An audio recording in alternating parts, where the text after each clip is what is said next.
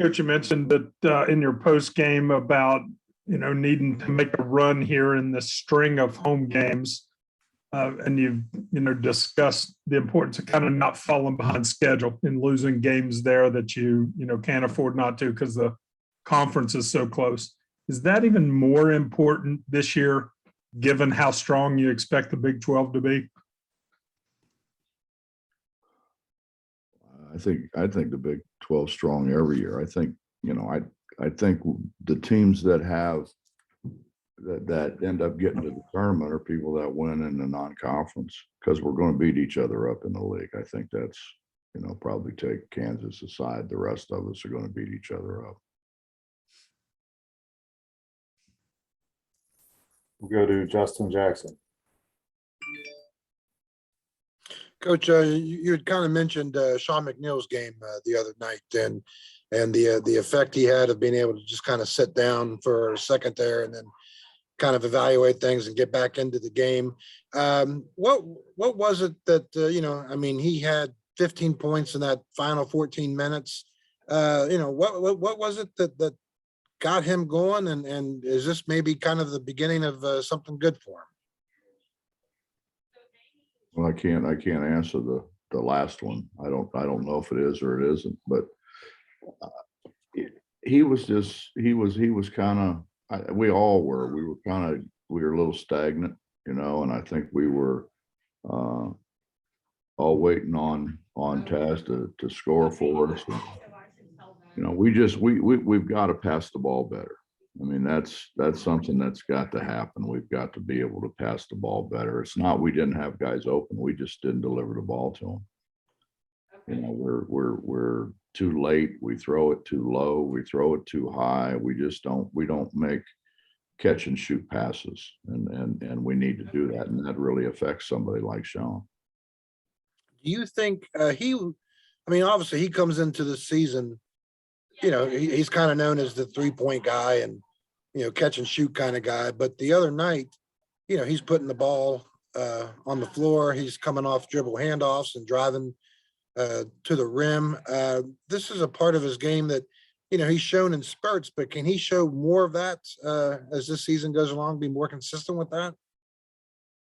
Well, yeah, I think that's something that he really needs to do. I mean, he's a guy who wants to continue to play when he gets done here, and he's got to be more than just a catch and shoot guy. He's got to be able to score it off the bounce. He's got to be able to use screens and using screens, whether it's a curl, whether it's a fade, whether it's a slip. He's got to be able to score multiple ways to be able to be somebody who is really hard to guard. Reminder, if you need a question, please use the raised hand feature. We'll go back to Kevin. Coach, there's been a lot of discussion, obviously, about the defense.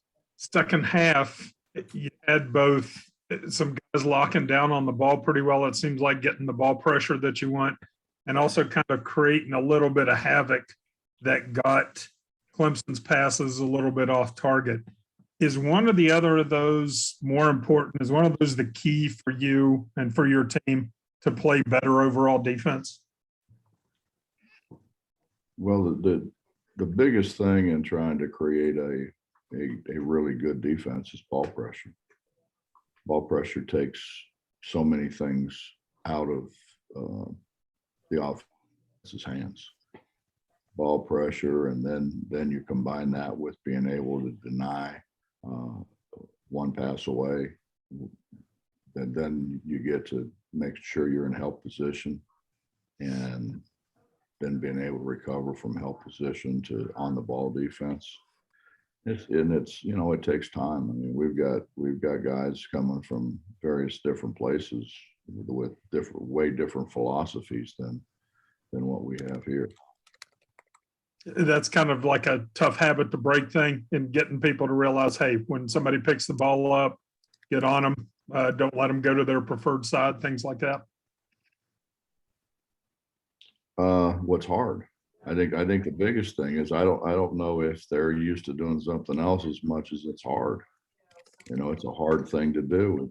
It's physically taxing, and it's You know, people don't want that to happen, so they do everything they can possibly do to keep us from being able to do that. But a lot of it comes down to positioning. A lot of it comes down to proper closeouts. I mean, it comes down to your preparation to defend as much as it does your ability to defend. Let's go to Greg Carey. Bob, can you just kind of evaluate where you are in terms of rebounding and some of the progress that you maybe have or haven't made since the first two games? I would say we're not very good. I think before I said we were horrible. Progress. So we've gone from horrible to not very good. We're going to keep working at it. I mean, that's something that we start practice with every day. You know, it's hard for them to rebound if you got your back and you're behind on them, you know. So we've got to continue to work on proper blockouts. We need to be able to, instead of stand and watch when the ball's shot, to be able to get opposite, quite frankly. Let's go to John. Where are you at on secondary defenses? I know you always like to have one or two in your back pocket. Are you getting closer to having something there where you'll be able to use that when you need to get stops? You know, John, we did a lot of things. We did a lot of things early on just to kind of see personnel wise what they were the best at. Mhm. And you know, I think they have an idea, obviously not very accomplished at it yet, but they have an idea because it's kind of like, oh yeah, that's what we did, you know, early on. And so we threw the kitchen sink at them early on, Mhm.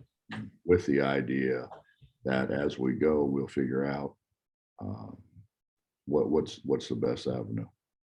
Well, these 5 games you got coming up, is that some experimenting going on, or are you just going to try to put your guys out there and try to determine, okay, what works here, what works to win the game? What Al Davis say, John? Al Davis? Yeah, He said a lot of things. just win, baby. Just win, baby, right? Yeah, you did say that. So that's how you're going about it then. How you need to win. Yeah. Yeah, absolutely. But you know, you got a lot of guys, and you still don't know a lot about a lot of these guys. So you know, that's got to be playing in the back of your mind. Well, John, it's like I tell them every day, you know, you've got an opportunity every day to show what you can do. That's up to you. That's not up to the coaching staff. That's up to you. When you know, I think all anybody really wants and probably deserves is an opportunity. Mhm. And they have an opportunity every single day to show what they can do. I mean, and you look at the guys that are playing the most are the guys that really have shown us that they're capable of handling what it is we're going to face. So it's an earned deal. Has to be. Let's go to Justin. Hey, Coach, I think you guys are, I mean, obviously it's still very early in the season, but I think you guys are second in the Big 12 and block shots.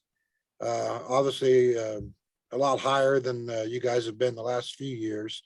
I'm just kind of wondering the block shot, how much has that played into your defensive strategy this year? And, you know, is this something that, I mean, do you think that this is something that could continue to happen throughout the rest of the season? Well, we purposely went out and tried to get some guys who could block shots. You know, DC was one of, if not the best shot blocker in the country a year ago. Now, what you got to factor in is the level that he was playing at then and the level that he's playing at now.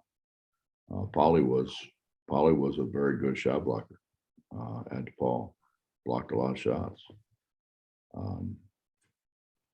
you know, we need those guys to be able to do what they did at another level, at this level. I mean, you think about it, you go from playing at a low major league or in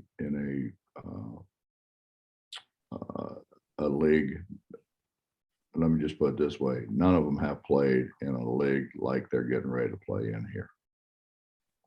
This is as good a league, as good a basketball league as there is in the country. Would you be surprised though? Like, you know, say you get into February or the middle of February and you guys are still second in the league in block shots. Would that surprise you? No, not at all. It's what we brought him in here to do. Right. The last one on this issue, Jalen, I think he had like 12 block shots all of last year, and he's already got 8 this year. Was this a part of a game that you guys maybe saw coming, like maybe from over the summer or preseason, or is this kind of a surprise what he's done with blocking shots? Well, I think to block shots, you have to have that ability, and he's got length. And I think the other thing is, you know, JB ends up guarding a lot of smaller guys just because a lot of people are playing 3 guards. Right. We're not playing 3 guards. When we're playing him, he's our 3rd guard, basically. He's a small forward, really, but he's having to guard small guards, so he's going to have opportunities to block shots for sure. Back to John. Who's your best offensive rebounder right now, and who do you think could be your best offensive rebounder by the end of the year? Whoever the ball bounces to. You know, we're going to send 5 guys. Mm. Well, we're going to send 4. We're going to send 4 to go rebound. I mean, if you watch, Taz is a very good offensive rebounder, and Taz is a guard. Mm-hmm. You know, the 2 people that probably will have the least opportunities are probably going to be Sean and Keedy or Malik, the guys that somebody's got to get back and make sure we get the breaks stopped. Somebody's got to be able to hold the fort in transition defense till we recover. So it's gonna be a weak side deal then, instead of maybe a guy like a Derek who just is big enough to go and get the ball. If you go back and look at it and study it, Derek went where I told him to go. 74% of missed shots go opposite. Okay, so then somebody could do it if they follow the plan and do the techniques and the things that you coach, right? Theoretically, yeah. Okay.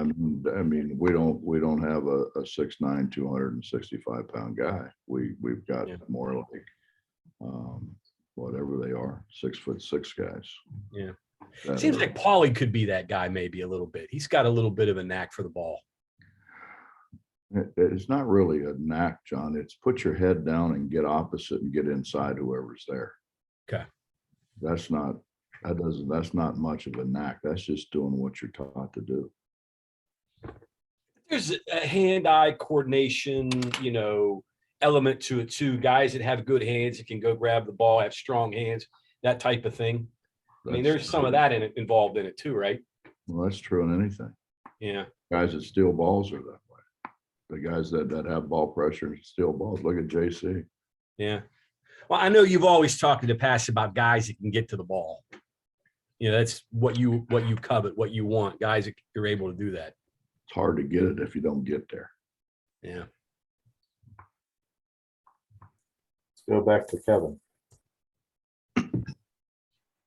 Just observing your fast break chances this year and your true runouts, not just secondary offense. It seems like the passing there has been better. Your conversion rate has been really higher. What have been the keys to that improvement, if you've seen that improvement this year? We've worked on down the floor passing. We've worked on pretty much at the beginning of most practices, we'll start on some kind of transition drill that they have to pass the ball. And then really for both ends of the floor, we've worked on 2-on-1s and 3-on-2s and 4-on-3s and those kind of things. So, they've had a lot of preparation. It's a matter of muscle memory, I guess, and getting better at it. Reminder, if you have a question, please use the raise hand feature and we'll go to Justin. Coach, tomorrow, I think, I saw that your guys are scheduled to go to the Salvation Army, I think, and kind of hand out some meals and, you know, kind of give back to the community. I just kind of wondering if you could share a story on how that all came together and what an opportunity like that, you know, could mean for your guys away from the court. Well, Stephanie White set it up initially, and you know, we all thought it was a great thing for our guys to do and see. And I think for the most part, our guys have enjoyed it. I think they've, for the most part, come out. I mean, like anything else. I mean, you got a couple people in there that give you a hard time. You know, they didn't appreciate that, but they did feel good about being able to go out in the community and help the community, and then they honestly, they like being around each other, which is a plus. There's no further questions. John will be the last. And last one for me. Do you think this team has a chance of being pretty good at scoring at the rim? I mean, I think of Taz, think of Curry with his left hand, JB. Could this be maybe a team that could be good at that by the end of the year? I think, John, that the biggest part of that is being able to pass the ball. You know, when you throw it down around guys' ankles, it's awfully hard for them to scoop it up and be able to finish around the rim. We've got guys that basically people haven't thrown the ball to. You know, they've been very valuable for blocking shots and rebounding and, you know, those kind of things more than being an offensive option. But a lot of it's passing. You know, throw the ball away from the defense. You know, we don't do that. You know, pass ought to be waist up. You know, who wants to turn their hands over, kneel down like a catcher, and then turn around, jump up and shoot one? Nobody wants to do that. Nobody's very good at doing that.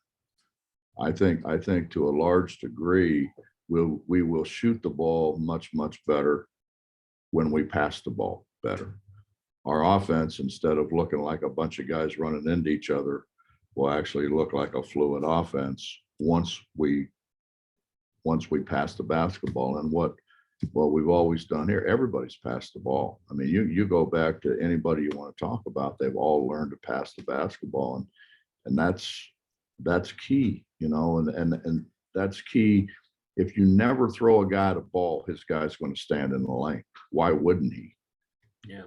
So we've always tried to get our bigs to be able to pass the ball as well, and pass the ball or dribble handoff or do something where they're involved in the offense. But it you know, it comes down to and people don't think about that as much as what probably they need to. But the key to shooting, the key to offense, be it a slip, be it a curl, be it a reject, is to be able to have the ball in a position you can catch it, you know, whenever you make those moves.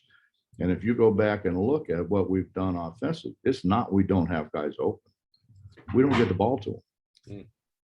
In the right places. Well, yeah, I mean, you get the ball to them late, they're underneath the backboard. You get the ball to them too early, now they've got to bounce it. You know, and if you throw it below their waist, you're probably not going to score it. Yeah. You know, it needs to be in a position where you can catch and finish. And we haven't been able to do that. Hey, real quick, forgot to ask you, I know it's early in the week. What do you see from Eastern Kentucky on Friday? They're going to press and shoot a bunch of threes. And then, you know, they're going to have a guy with the same hairdo you have on the sidelines, the exact same hairdo. I don't know if you all go to the same barber, but it's biology. Is that what it is? Yeah, Genetics? it's biology. It's genetics. There is what it is. There you I'm go. sure. But Yeah. no, AW does a great job of the way they play and the way they want to play fast. They want to turn you over, and they want to shoot threes. So this will be a fun game to watch on Friday then. for people to come out, see. For you, probably. Yeah, not for me, but probably for you, it'll be fun. For the fans, it'll be a good up and down game. Yeah, it will be. Last question from Justin. Hey, Coach, I forgot to ask about Gabe, the Clemson game. Would you say or agree that that was maybe one of his best all-time kind of all-around games? And then, obviously with the things he's done, he's shown that ability over the last couple of years.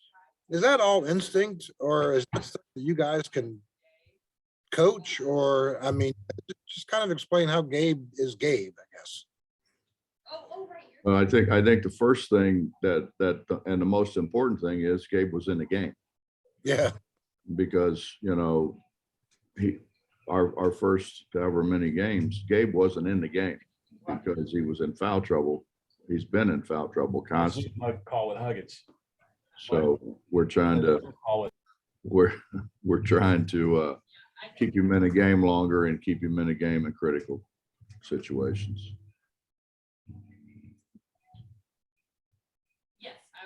You got anything here, Brian, for Steve Dunlap to ask Hugs?